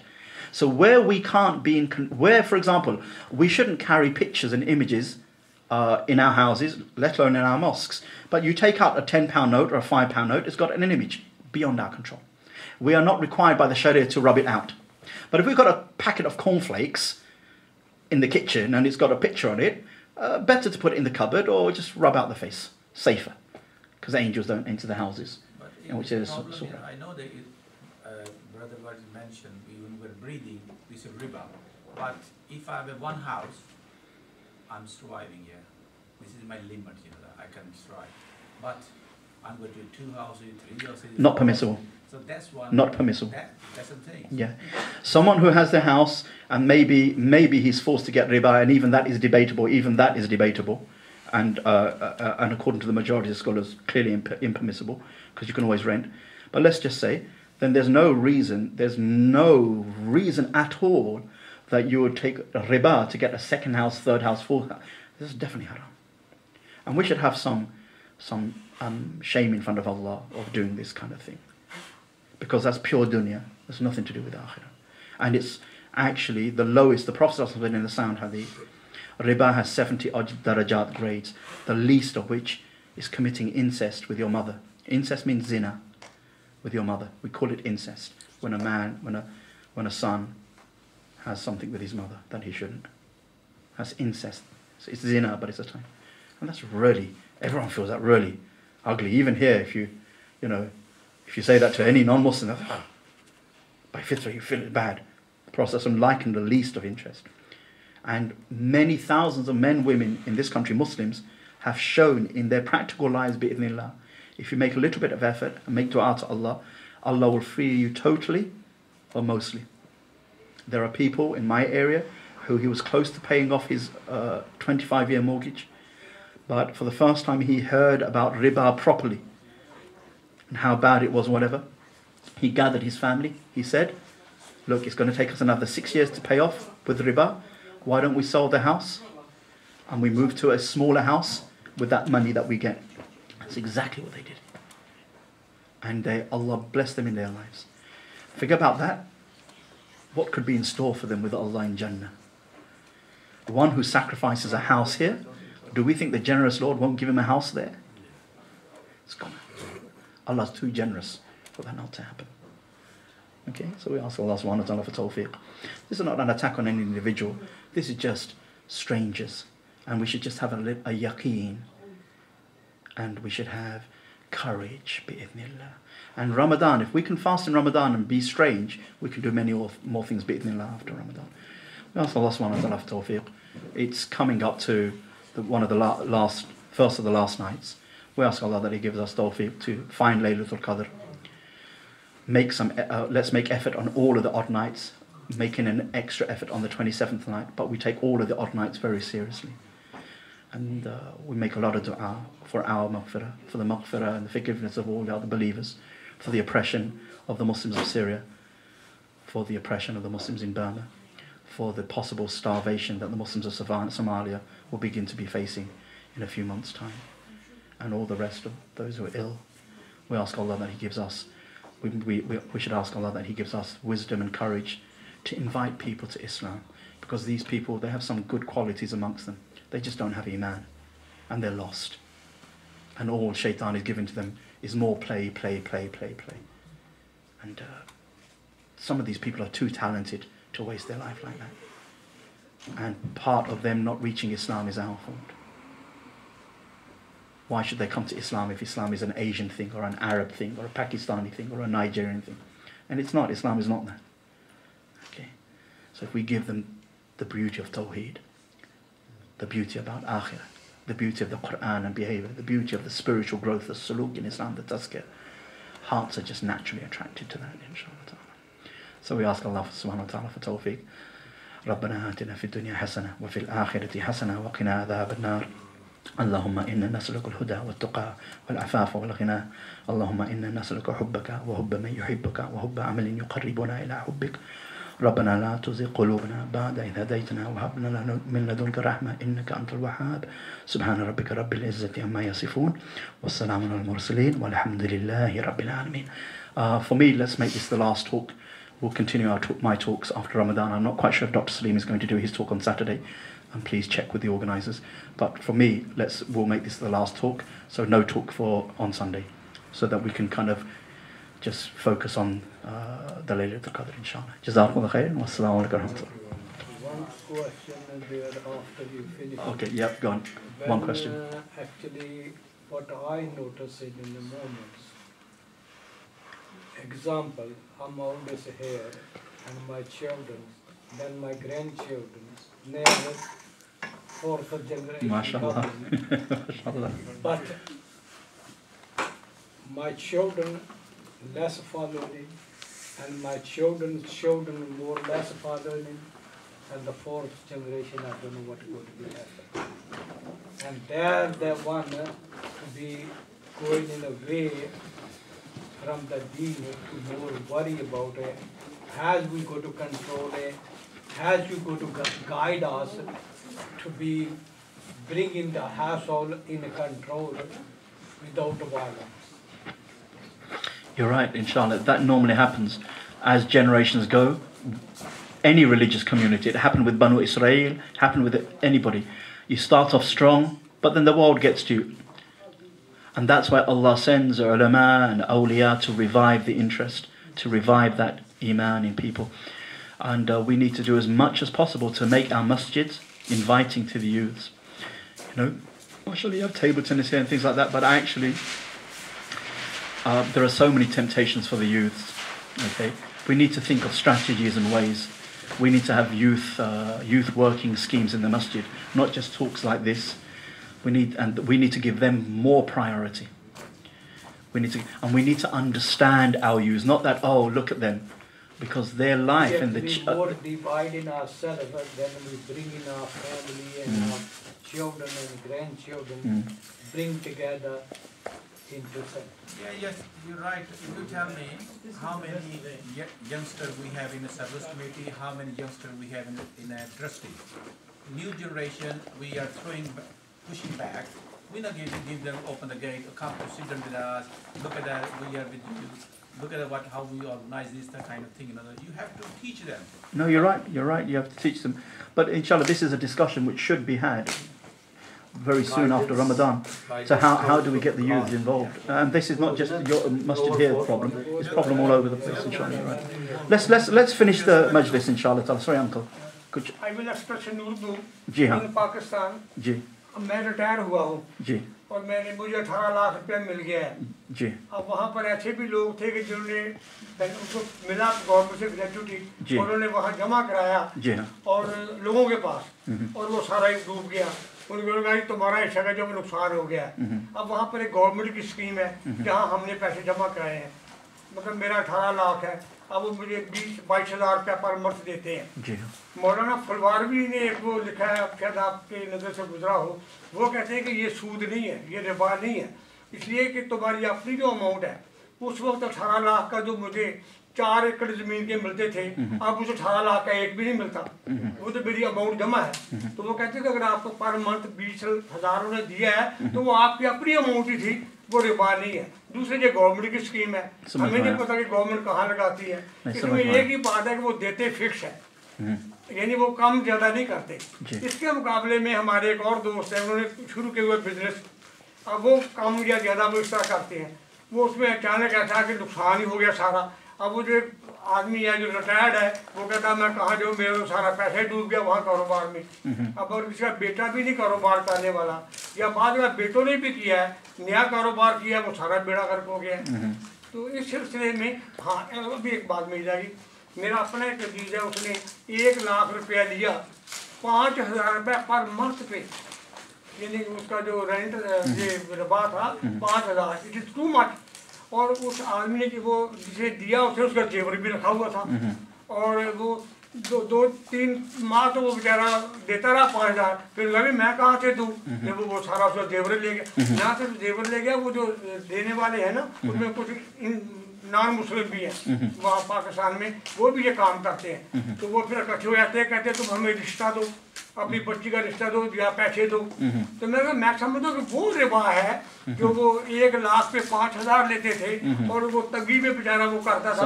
ये जो हमारे जो है जिस तरह जिसमें वो आगे मुनाफा ही मुनाफा है, या हमारा अपना पैसे भी डिवेल्यूएशन हो रही है, तो गारबन ये वो सूद नहीं है जिसके मतलब रिबा हम कहते हैं। अब ये आपको अच्छा, मैं एक मुख्तसर से जवाब दूंगा, गिव इट ब्रीफली, कि ये सवाल पाकिस्तान के बारे में है, और पाकिस्तान के हालात उन लोग से पूछने पड़ेंगे जो इल्म रखते हैं उन हालात के बारे में। तो मेरा गुजारिश है कि आप या तो डॉक्टर सलीम से पूछिए, या जैसे बड़े उलमा वहाँ जैसे शेख तकी उस्मानी हफ़िज़हुल्लाह ताला और ऐसे बड़े उलमा, उनसे पूछो, क्योंकि ये अल्लाह वाले हैं और उलमा भी है, और वो बेहतर पेश कर सकते ये जवाब और ये हल के ये मुश्किल का एक हल कर सकते हैं इंशाअल्लाह ताला। नहीं तो मैं यहाँ बैठकर उन हालात नहीं जानता, मुझे नहीं पता। वल्लाहु आलम। He just asked a question about Pakistan and about what he thinks could or couldn't be interest involving lots of money and also some kind of oppression and whatever. And I just, he said more than that very nicely, mashallah, I'm good. But I just replied by saying that a question about Pakistan has to be put to the scholars of Pakistan who know the situation. एक कायदा है शरिया में, एक rule है कि फरमाते कि अल्लाहुम्मा सल्ली अला सय्यिदना मुहम्मद, हुक्म अला शै फरउन अन तसव्वुरिही। हुक्म देने से पहले यह शर्त है कि अच्छा से तसव्वुर रखने का, वो हालात के बारे में बराबर मजबूत तसव्वुर रखने का। तसव्वुर के बगैर फतवा बराबर नहीं दे सकेंगे। So the ulama say, hukm ala shay far'un an tasawwurihi, that giving a ruling about something comes only after conceptualizing the matter well. And in order to conceptualize and understand it, you need to be there or be part of the process. And that's why we don't encourage the people of this country giving fatwas for that country and that country giving fatwas, because everyone has their unique situation, inshallah. तो बेहतर है कि उन उलमा से पूछे जैसे मुफ्ती तकी हफ़िज़हुल्लाह ताला, और या तो डॉक्टर सलीम से पूछे के बारे में कि किससे पूछ सकता है, क्योंकि डॉक्टर सलीम कराची से है और हालात जानते हैं। मैं तो यहाँ लंदन में पैदा हुआ है, मैं लंदन के बारे में कुछ बोल सकता, लेकिन फ़ायदे नहीं होंगे इंशाल्लाह। जज़ाकुमुल्लाह खैर। सुभानअल्लाह व बिहम्दिही सुभानअल्लाह माशाअल्लाह ला इलाहा इल्लल्लाह अस्तगफिरुल्लाह। वालेकुम अस्सलाम। वहाँ तो लोग नमाज भी पढ़ते हैं, अल्लाह ताला बात कहते हैं कि अब हम और क्या करें। वो जो रिटायर्ड वाले लोग हैं उनको लोग पीछे करते हैं, आओ कारोबार करें, वो जो कारोबार करो तो फिर आओ जो खत्म हो जाए तो उसके बाद अच्छा जी तो जानते ही कौन सी है कौन सी गलत अपने पैसे अल्लाह ताला ने करने लगे अपने इस्तेमाल करो बच्चे तो जवान खाओ पियो आजकल don't put in money now in this age which चाहता हुआ ना कि बच्चे ना हो उन्होंने लुक आउट ठीक है ना, कोई गलत नहीं कह रहा। नहीं मैं एक मसला भी पूछ रहा थी, मैं एक अंडरस्टैंडिंग वाके ਜਦੋਂ ਬਤਾਲਾ ਦਿੱਤੀ ਨਾ मैं ਤੁਹਾਡੇ ਨਾਲ ਸ਼ੇਅਰ ਕਰੋ, ਤੁਸੀਂ ਆਪਣੀ ਮਰਜ਼ੀ ਨਾਲ ਆਪਣਾ ਇੱਕ ਥਾਟ ਸ਼ੇਅਰ ਤੁਹਾਡੇ ਨਾਲ ਕਿ ਤੁਸੀਂ ਪੈਸੇ ਲੱਭੇ, ਮਿਹਨਤ ਕੀਤੀ ਹੈ, ਬੱਚਿਆਂ ਨੂੰ ਖਿਲਾਇਆ ਪੜਾਇਆ, ਸਾਰਾ ਕੁਝ ਕੀਤਾ, ਉਹ ਤੁਹਾਨੂੰ ਪੈਸੇ ਲੱਭੇ ਤੁਹਾਡੇ ਆਪਣੇ ਇਸਤੇਮਾਲ ਵਾਸਤੇ। ਮਤ ਦੇਖੋ ਕਿ ਇੱਥੋਂ ਕੋਈ ਪ੍ਰੋਫਿਟ ਲੱਭੇ, ਤੁਸੀਂ ਬਿਜ਼ਨਸ ਮੈਂ ਤੁਸੀਂ ਬਿਜ਼ਨਸਾਂ ਦੇ ਕੰਮਾਂ 'ਚ ਨਹੀਂ ਕਰ need to think of it. ਅੱਲਾਹ ਤਾਲਾ ਨੇ ਜ਼ਾਤ ਰਿਜ਼ਕ ਦੇਣਾ। ਇਹਨਾਂ ਨੇ ਜਿਹੜੀ ਗੱਲ ਕੀਤੀ ਉਹਦਾ ਜਵਾਬ ਇਹ ਸੀ ਕਿ ਸਾਡੇ ਵੱਡੇ ਵਡੇਰੇ ਜਿਹੜੇ ਨੇ ਉਹਨਾਂ ਨੂੰ ਉਹ ਮਿਸਾਲ ਨੇ ਤੌਰ 'ਤੇ ਉਹਨਾਂ ਨੂੰ ਕੀ ਪਤਾ ਸੀ ਕਿ ਅਸਾਂ ਜਿਹੜੇ ਆ ਮਿਸਾਲ ਨੇ ਤੌਰ 'ਤੇ ਮੁਸਲਮਾਨ ਅਸੀਂ ਨਮਾਜ਼ਾਂ ਪੜ੍ਹਾਂਗੇ। ਅੱਲਾਹ ਤਾਲਾ ਦੀ ਤਰਫੋਂ ਵਿਜ਼ਨ ਹੁੰਦੀ ਹੈ, ਅੱਲਾਹ ਤਾਲਾ ਦੀ ਜ਼ਾਤ ਗਾइडेंस गाइड करती है, अल्लाह ताला की ज़ात गाइड करती है। अल्लाह ताला ने करम से भी पर तुम थोड़ा करते हो, थोड़ा करते हो, ये ਤੁਹਾਡੀਆਂ ਮਿਸਾਲ ਨਮਾਜ਼ਾਂ ਜਿਹੜੀ ਤੁਸੀਂ ਪੜ੍ਹਦੇ ਹੋ ਤਾਂ ਅੱਲਾਹ ਤਾਲਾ ਨੂੰ ਯਾਦ ਕਰਦੇ ਹੋ, ਸਜਦੇ ਕਰਦੇ ਹੋ, ਤੁਹਾਡਾ ਕੀ ਖਿਆਲ ਹੈ ਕਿ ਅੱਲਾਹ ਤੁਹਾਨੂੰ ਪੁੱਛ ਜਾਏਗਾ, ਤੁਹਾਡੀ ਜਨਰੇਸ਼ਨ ਨੂੰ ਇਸ ਤਰ੍ਹਾਂ ਅਬੰਡੈਂਟ ਕਰ ਦੇਗਾ? ਤੁਸੀਂ ਇਹਨਾਂ ਚੀਜ਼ਾਂ 'ਤੇ ਈਮਾਨ ਦੇਖੋ ਅਸੀਂ ਤੇ ਸਟਰੋਂਗ ਦੇਖੋ ਇਹ ਆ ਗਏ ਡਾਕਟਰ ਸਾਹਿਬ ਵੀ ਆ ਗਏ ਡਾਕਟਰ ਸਾਹਿਬ ਕੋਈ ਦੇ ਸੁਣੀਆਂ ਨੇ ਕੋਈ ਠੀਕ ਨਾ मैं नहीं सुनाऊंगा जाकर कुछ लगेगा सलामत है तो एनीवे मैं सुनाऊंगा मुकार जाके एनीवे क्या सुना माफ करे तो आज जज़ाकल्लाह मैं अपनी अपनी राय दी ਤੁਹਾਡਾ ਹੁਣ ਇਹਨਾਂ ਨੂੰ ਮਿਸਾਲ ਜਿਹੜਾ ਪੜਾਇਆ ਲਿਖਾਇਆ ਖਿਲਾਇਆ ਪੜਾਇਆ ਉਹਨਾਂ ਨੂੰ ਹੁਣ ਮਿਸਾਲ ਨੇ ਦਿੱਤਾ ਤੁਸੀਂ ਜਿਹੜਾ ਆਪਣਾ ਲੱਭਾ ਉਹਨੂੰ ਤੁਸੀਂ ਐਵੇਂ ਉਹ ਤੁਹਾਡੀ ਸਾਡੀ ਜ਼ਿੰਦਗੀ ਤੋਂ ਨਹੀਂ ਜਾਂਦੀ ਕੋਈ ਚਲੋ ਯਾਰ ਜਿਹੜੇ ਚਾਰ ਆ ਜਾਣਗੇ ਨਾ ਉਹ ਤੁਹਾਡਾ ਹੈ ਤੁਹਾਡਾ ਹਾਰਡ ਵਰਕ ਹੈ ਉਸ ਹਾਰਡ ਵਰਕ ਨੂੰ ਤੁਸੀਂ ਆਪਣੀ ਜ਼ਾਤ ਵਾਸਤੇ ਯੂਜ਼ ਕਰੋ ਔਰ ਉਸ ਨੂੰ ਯੂਜ਼ ਕਰੋ ਡੋਂਟ ਥਿੰਕ ਕਿ 5000 ਲੱਭੇਗਾ 10000 ਲੱਭੇਗਾ 20000 ਲੱਭੇਗਾ 5-10,000 ਲਈ ਥੋੜੇ ਕਿੰਨੇ ਬੱਚੇ ਨੇ ਤੁਹਾਡੇ 2 ਬੱਚੇ ਮਾਸ਼ਾਅੱਲਾ 2 ਬੱਚੇ ਉਹ ਅਗਰ ਬਾਈ ਦੇ ਵਿੱਚ ਥੋੜੇ ਜਿਹੇ ਦੋ ਵੀ ਅਸੀਂ ਸਾਡੇ ਮਾਂ ਪਿਓ ਨੂੰ ਅਸਾਂ ਤਾਂ ਮਾਂ ਪਿਓ ਨਾਲ ਕੰਟਰੀਬਿਊਟ ਸਾ ਮਾਂ ਪਿਓ ਨੂੰ ਕਹਿੰਦੇ ਅਸਾਂ ਬਣਾਇਆ ਇਸ ਤਰੀਕੇ ਨਾਲ ਸੀ ਕਿ ਉਹਨੂੰ ਕਿਰਾਇਆ ਸ਼ਰਾਇਆ ਆ ਜਾਂਦੇ ਸਭ ਤਾਂ ਚਲੋ ਅਸੀਂ ਫਿਰ ਵੀ ਆਪਣੇ ਕੋਲੋਂ ਦਿੰਦੇ ਰਹਿੰਦੇ ਸਜਣਾ ਵੀ ਕੁਝ ਹੁੰਦਾ ਸੀ ਨਹੀਂ ਮੈਂ ਵੀ ਦੇਣਾ ਹੀ ਉਹਨਾਂ ਨੂੰ ਹਾਲਾਂਕਿ ਉਹਨਾਂ ਕੋਲ ਬਹੁਤ ਉਹ ਬਣਾ ਦਿਓ ਨਾ ਠੀਕ ਹੈ ਨਹੀਂ ਹੱਥ ਆਪਣਾ ਹੋਣਾ ਚਾਹੀਦਾ ਹੈ ਦੇਣ ਵਾਲਾ ਨਾ ਹੁਣ ਛੋੜਿਆ ਕਰੋ ਤੁਸੀਂ ਮੈਨੂੰ ਅਸੀਂ ਨਹੀਂ ਉਹਨਾਂ ਨੂੰ ਤੁਹਾਡੇ ਦੀ ਗੱਲ ਬੜੀ ਅੱਛੀ ਗੱਲ ਹੈ ਲੇਕਿਨ ਤੁਸੀਂ ਸਾਰੀ ਜ਼ਿੰਦਗੀ ਆਪਣੀ ਸੈਕਰੀਫਾਈਸ ਕੀਤੀ ਬੱਚਿਆਂ ਵਾਸਤੇ ਤੁਸੀਂ ਇਹਨਾਂ ਦੀ ਗੱਲ ਦਾ ਤੁਹਾਨੂੰ ਦੱਸਣਾ ਯਕੀਨ ਕਰਨਾ ਮੈਂ ਝੂਠ ਨਹੀਂ ਮਾਰਦਾ ਉੱਥੇ ਇੱਕ ਬੰਦਾ ਸੀ ਆਪਣਾ ਤੇ ਉਸ ਔਲਾਦ ਦੀ ਜਵਾਨ ਹੋ ਗਈ ਉਹਨਾਂ ਨੇ ਚੁੱਕ ਕੇ ਨਾ ਤੇ ਉਹਨੂੰ ਮਸਲ ਓਲਡ ਹੋਮ ਤੇ ਜਿਹੜੇ ਲੈ ਕੇ ਚੱਲੇ ਉਹਨੇ ਕਿਹਾ ਉਹ ਆਪਣੇ ਬੱਚੇ ਨੂੰ ਕਹਿੰਦਾ ਓਏ ਪੁੱਤਰੋ ਮੈਂ ਤੁਹਾਨੂੰ ਸਾਰੀ ਉਮਰ ਇੰਨਾ ਹੱਥਾਂ ਦੇ ਨਾਲ ਮੈਂ ਕਮਾ ਕੇ ਲਿਆ ਕੇ ਅੱਛਾ ਮੈਂ ਸ਼ਾਰਟ ਕਰਦਾ ਉਸ ਦੇ ਵਾਸਤੇ ਕੀ ਹੁੰਦਾ ਹੈ ਉਸ ਦੇ ਵਾਸਤੇ ਇਹ ਹੁੰਦਾ ਹੈ कि जैसा करोगे वैसा भरोगे अगर किसी बच्चे अगर बच्चे ब्रॉट अप सही तरीके ना अच्छे राइट वे राउंड हलाल की कमाई खिलाई होएगी ना कदे भी ये काम नहीं करेंगे होम शोम वाली जी गल है ना होम शोम वाला कल्चर इत्थे दा हज़रत नूह अलैहिस्सलाम दी औलाद बीवी पिछे ने यह गल नहीं होंदी वो गल एक बड़ी लंबी बहस होती है मैं जी गल मैं करना चाहना मैं गल करना कि हदायत अल्लाह ताला तरफों आती वो बच्चे ने उन्होंने क्या है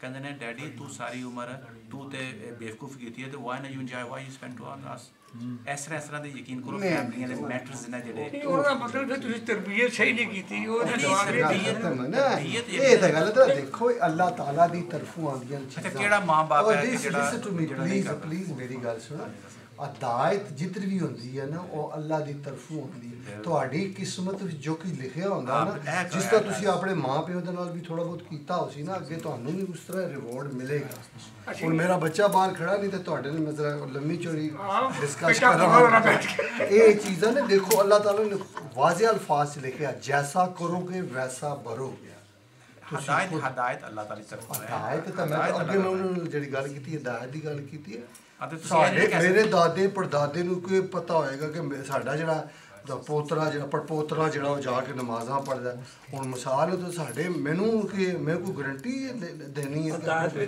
ਕਿ ਨਾ ਮਿਹਨਤ ਕਰੋਗੇ ਤਾਂ ਮਿਹਨਤ ਇਹ ਥੋੜੀ ਕਰਦੇ ਆ ਖਰਚ ਆਪਣੀ ਸੋਸਾਇਟੀ ਥੋੜੇ ਲੱਗੇ ਵਿਚਾਰੇ ਇਹ ਮਿਹਨਤ ਨਹੀਂ ਕਰ ਰਹੇ ਤੁਸੀਂ ਵੀ ਮਿਹਨਤ ਕਰ ਰਹੇ ਕੁਰਾਨ ਪਾਕ ਦੀ ਮਿਸਾਲ ਦਿੱਤੀ ਹੈ ਕਿ ਨਬੀ ਦੇ ਘਰ ਉਹਦੀ ਔਲਾਦ ਪੈਦਾ ਹੋਈ ਹੈ ਔਰ ਅੱਲਾਹ ਤਾਲਾ ਨੇ ਕਿਹਾ ਕਿ ਐ ਲੂ ਇਹ ਤੇਰੇ ਨਾਲ ਇਹਨਾਂ ਛੱਡ ਦੇ ਨਾਲ ਤੁਸੀਂ ਕੀ ਕਹਿ ਸਕਦੇ ਤਾਂ ਉਹ ਨੌਜ਼ ਬਿੱਲਾ ਕਿ ਮੈਂ ਲਫ਼ਜ਼ ਕਹਿੰਦਾ ਉਹ ਲੜਕਾ ਸੀ और नूह अलैहिस्सलाम ने कहा तो वो तो अल्लाह ताला ने खुद किया अल्लाह ताला ने खुद किया सी कि 950 years तू इन्हां नु दस्या अगर मैं इन्हां नु अगर सजा देवांगा तेरा पुत्र भी होया तेरी जनानी भी हुई तो कोई भी होया तू इन्हां नु नहीं कंप्रोमाइज कर अल्लाह ताला ने खुद किया है नहीं मैं तो वही कहना कि औलाद केड़ा बाप है जेड़ा अपने बच्चे को कहता है कि मेरा बच्चा पहले आप तरबियत अच्छी करें फिर लीव आप हां तो वही यही चीज है कि तरबियत हर मां बाप की चंगी करता है लेकिन अल्लाह सुब्हान तआला जेड़ा और क्या छोड़े भाईया तरावी जाओगे तरावी ते इंशाल्लाह वो तो ਤੁਹਾਨੂੰ ਪता ये अशर मैं अक्सर ये गल कहना कि अल्लाह मियां ने जिदा दी मैनू औलाद दित्ती है अल्लाह हर किस्म दे जिदा दी बीवी मैनू दित्ती है अल्लाह हर किस्म दे मेरी मुसलमाना बात ही है कि मैं वही पसंद अपने जो बयान करता और जो सारे हालात है मेरे वालद अच्छे अपने वालद नू मोढ़े चक के देखिया ये माहौल देखिया और साडी बड़ी रिस्पेक्ट करती है लेकिन मैं वो हालात दसे कि जी जनरल ये हैगी कि सूद असल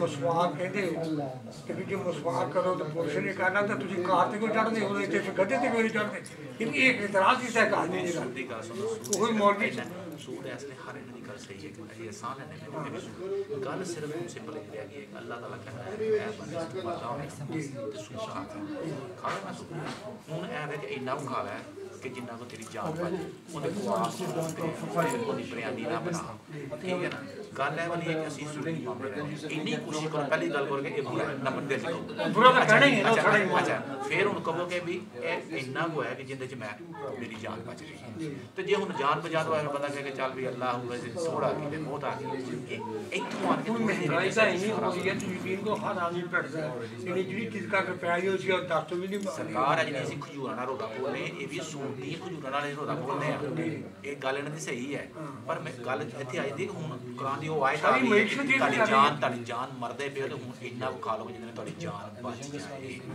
इन्ना कर लो बस नहीं तो लोकां ने ते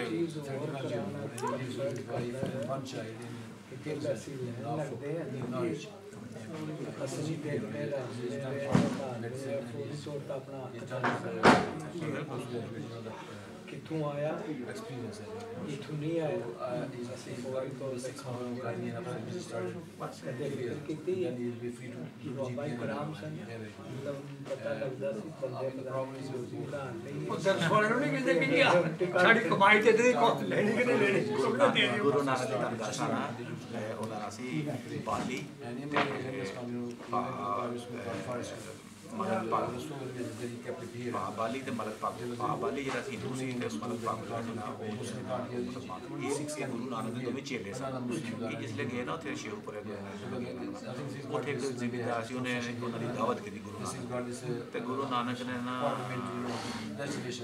दावत कबूल कर ली ते उन्हें रोटी गुरु नानक थोड़े रखे गुरु नानक दूसरा जेड़ा सी बाबा नहीं सी उन्हें भी दावत की गुरु नानक ने रोटी थोड़ी कहते ने तेरी रोटी से मतलब है उन्हें कहा कि तेरे खून दे विच ये रोटी हलाल नहीं है तू जगीरदार है तू लोगों के खून चूस के ये रोटी मेरे यही मैं उन्हें सिखा किया मैं क्या गुरु नानक ने जरा सी ना रोटी थोड़ी जी ना अपना सूद सी उन्होंने नहीं सिखाती इसके हालात तुसी इसलिए बैंकां नूं मतलब कि बैठे टीवी ते पैके कहने मैं क्या तुसी ये मुसलमानां च भी हराम है यहूदियां च भी हराम है ते मुसलमान हर मजहब दे विच हराम ये कोई साडे च आके बड़ी सख्ती कीती नबी पाक सारे मजहब नबी पाक ने कीती बड़ी सख्ती की लेकिन यहूदियां पता कि रास्ता कटिया आपो च यहूदी जिन्होंने पैसे देवांगे वो जरा ना सूद नहीं है हाँ जेडे दूसरे ना दूसरी कौमां ने उन्होंने असीं देवांगे उन्हें लवांगे वो जरा साडे हालात उन्होंने दवो वो साडे हालात यहूदियां ने जेडे इन्वेंटर ओही इन्हां ने केडे खुशियां ने कर लिया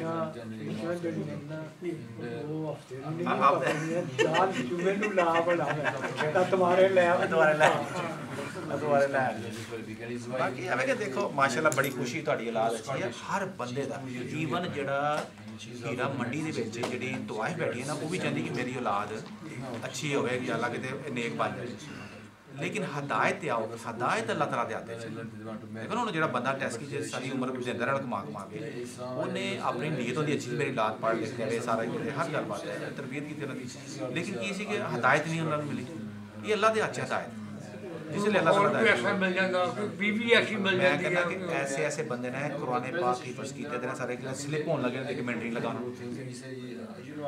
एक मिनट नहीं लगा स्लिप हो गए तो अपनी ख्वाहिश से अगर मेरी औलाद है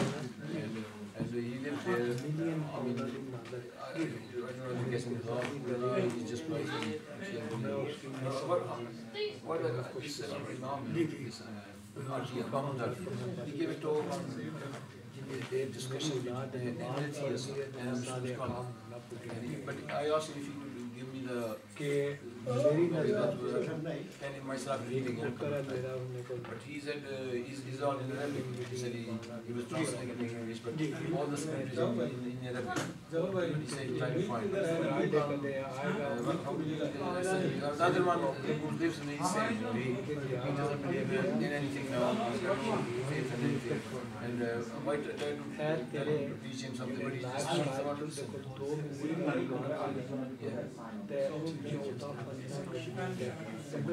Yeah.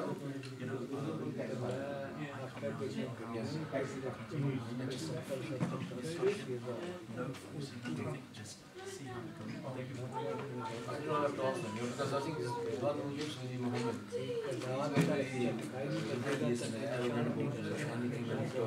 कश्मीर से देखते नहीं की हुआ वो पता ही नहीं लगा पीछे ही डूब गए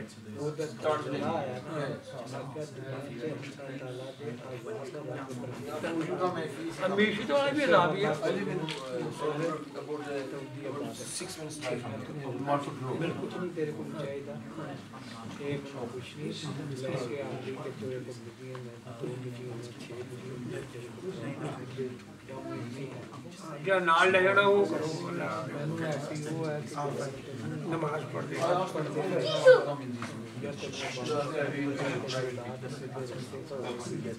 Only thing is, then he comes in short notice. Suppose he comes on Friday, then he goes there Sunday evening. So, but you are very busy, and एक दिन रात ऐसा तो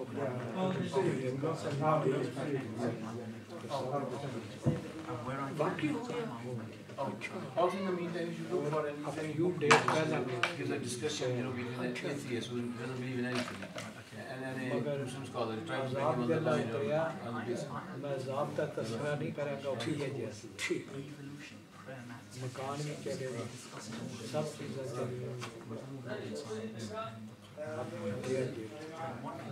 जी जेल से चला 5 महीने रहने तो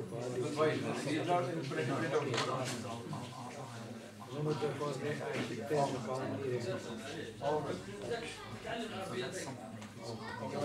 Doctor somebody. I think I talked to you once, but you might have forgotten 4 months ago. And then I took your number and you said ring me after Zohar.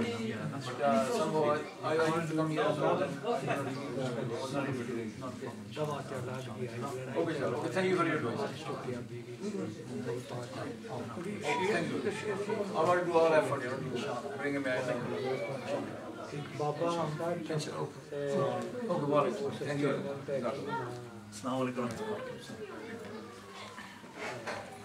Airways फकीर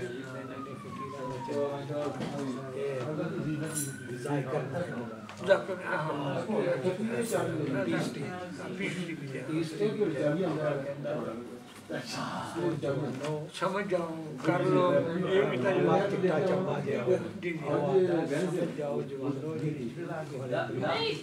आशिकी के सवाल बीवी उसकी तलाश करो ये माना ਜਿਹੜੀ ਤੁਹਾਡੀ ਤਕਲੀਫ ਦੇ ਵਕਤ ਵੀ ਤੁਹਾਡਾ ਸਾਥ ਦੇ ਆਖਰਤ ਵੀ ਤੁਹਾਡਾ ਸਾਥ ਹੈ ਇਸ ਦੁਨੀਆ ਦੇ ਸਾਰੀ ਵਕਤ ਵੀ ਸਾਥ ਹੈ ਮਿਹਨਤ ਤੇ ਤੰਦਰੁਸਤੀ साथी की तलाश करो उस पढ़ी लिखी करो ਜਿਹੜੀ ਤੁਹਾਨੂੰ ਕਮਾ ਕਮਾ ਕੇ ਖਵਾ ਲੈ ਤੋ ਇਹ ਜਿਹੜੀ ਤੁਹਾਡੀ ਕਮਾਉਂਦੀ ਹੈ ਨਾ ਉਹ ਉਹਨਾਂ ਕੋਲ ਖਰਚ ਦੀ ਗੱਲ ਨਹੀਂ ਜੋ ਘਰ ਵਿੱਚ ਤਾਂ ਦੁੱਗਣਾ ਬਚਾ ਲੈਂਦੀ ਹੈ ਮਗਰ No problem. I think this small fridge is some food that carries everything. हिल गया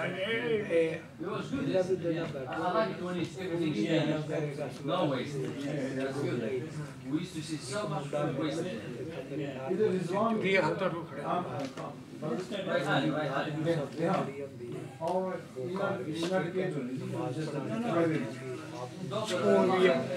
ਸਕੂਲ ਆ ਮਤਲਬ ਜਿਹੜੀ ਗੋਲ ਘਾਟ ਸਾਰਾ ਸਕੂਲ में गई समाले आ मान भी रोवा लेंदा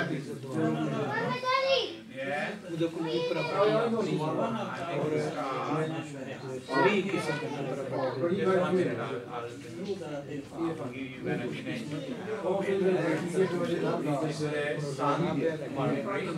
की परेशानियां पूरी ये बने ये बार और लेने के चले